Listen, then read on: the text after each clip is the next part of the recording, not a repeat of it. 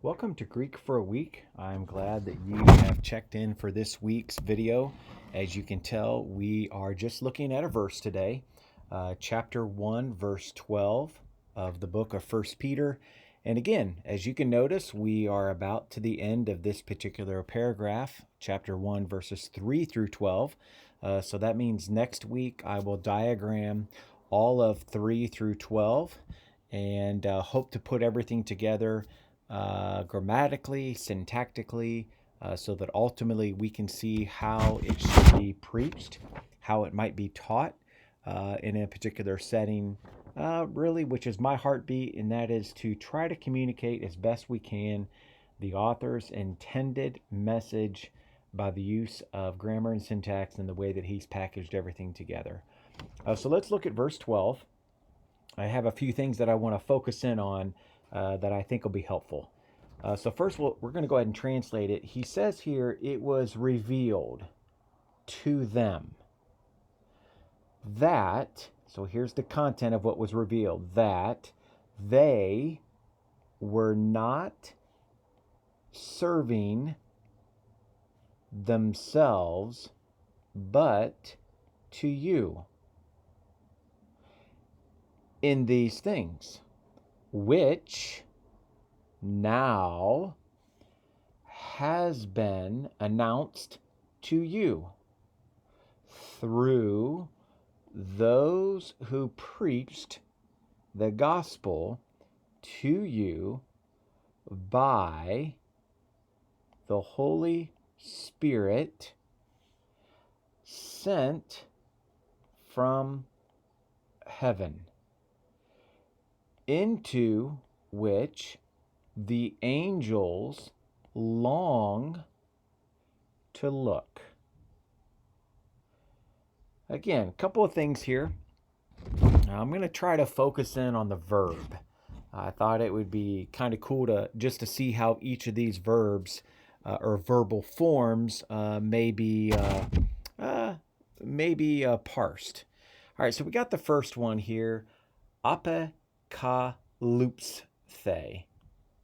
Okay, this particular verb here is a third person singular. It's an aorist passive because we have the the ending, an aorist passive indicative of apokalypto.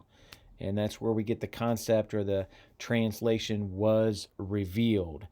So you have here the lexical form, which let me share with you the lexical form and kind of work backwards so we can see how things are spelled and why they are spelled a certain way.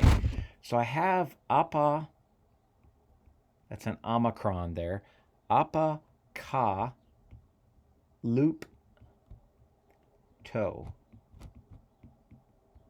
And what happens here is when the theta eta ending gets attached, so I have here the theta eta, which is my aorist passive ending. When that gets attached, especially when it gets attached to the tau, we are left with a sigma theta, which is basically the square of stops, when the theta gets attached to another tau. Well, when I'm left with a sigma and a theta, now what happens is now I'm still attached to the pi. Well, the pi is also a square of stops. So that's why I am ultimately left with the theta and the eta, because the sigma and the pi, when the sigma and the pi come together, I forgot my other letter. There's my psi. Okay, so that's where I get this particular ending right here. I'll do my best to explain the rest of them much better. The hati here, this is a conjunction. This is a hati of content. That's why I brought that out in the translation. It's the content of what was revealed to them. Then we have the de'ekanon. This one here is a third person plural, imperfect active indicative of this word here, dia ka neo. All right, I want to work backward again because we have here imperfect form. Oh, I didn't mention this. Here, this epsilon here is my augment. So what happens is it replaces the omicron in the lexical form. That's what that epsilon is. It replaces the omicron here in the lexical form. Now, what's going to happen in the diakoneo is the exact same thing. What happens is because that's a short vowel, that's going to lengthen to the eta. So that's why I have an eta there. Now, what happens is I have a third person plural.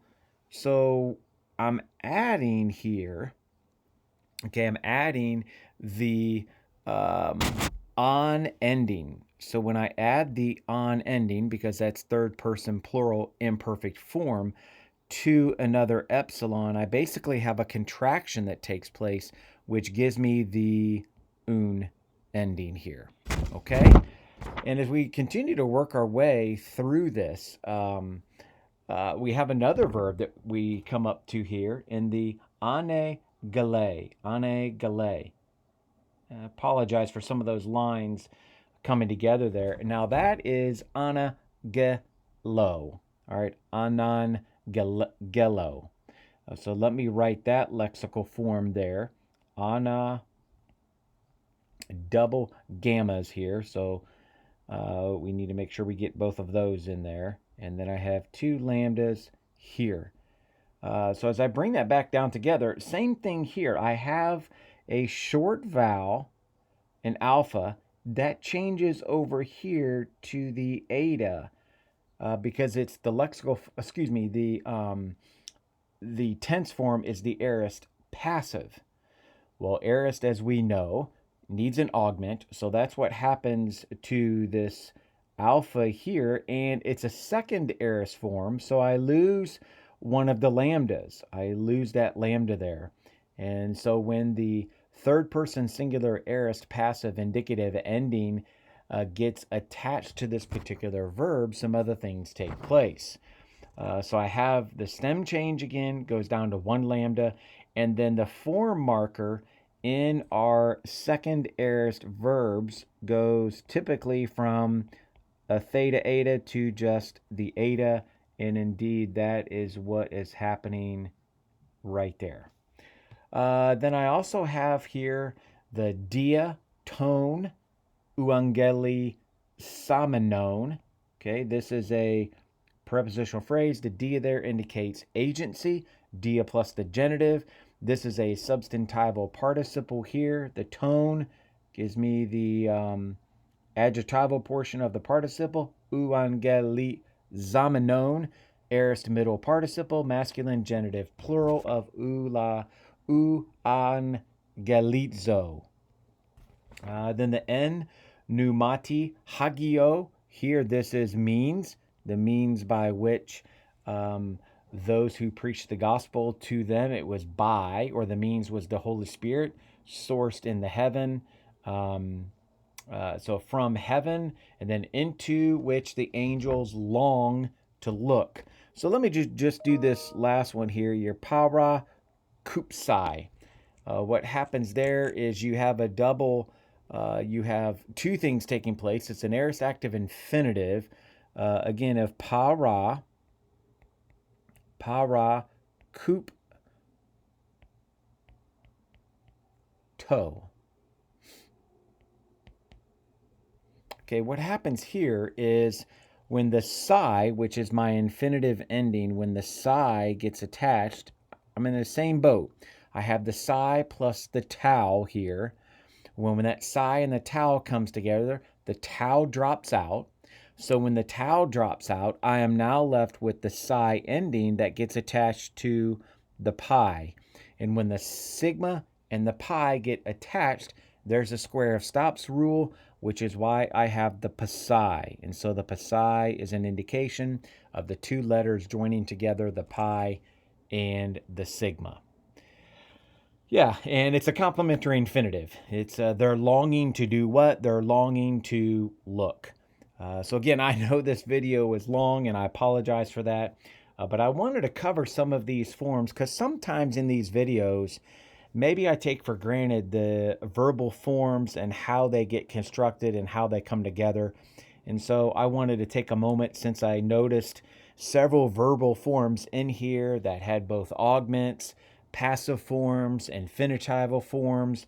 I just wanted to try to bring them together with some of those contraction rules, some of those square of stop rules, and just do my best to help you guys out.